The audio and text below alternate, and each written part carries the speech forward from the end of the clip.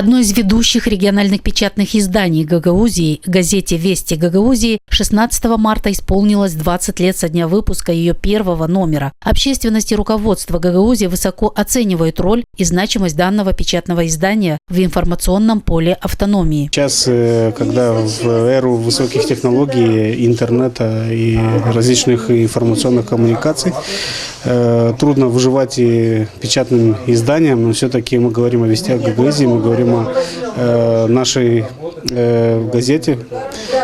Газета, которая, в принципе, официальная газета, является официальной газетой Гагаузии, исполкома и Народного собрания. Коллектив поздравляем с этим юбилеем, желаем им здоровья,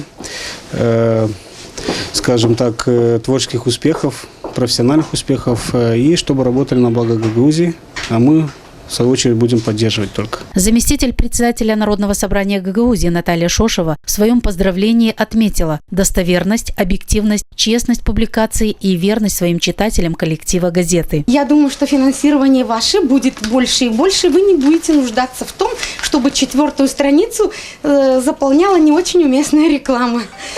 Будьте здоровы. Благодарим вас за то, что вы публикуете все время со слов народа только правду. Вот как оно есть, вы так и публикуете. Мы вас за это благодарим.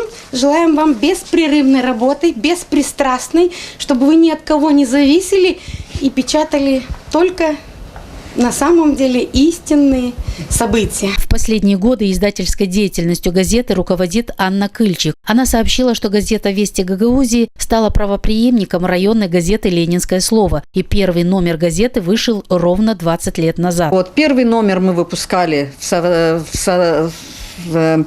вместе с коллективом газеты «Независимая Молдова». Это был подарок коллектива «Независимой Молдовы» для коллектива «Вестей Гагаузии».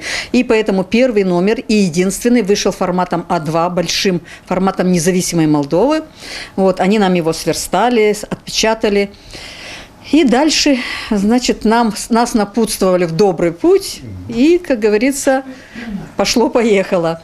Ну вот, дальше мы уже отказались от этого формата. Почему? Потому что мы посчитали, что этот формат не очень удобен для читателя, поэтому мы вернулись к своему формату А3.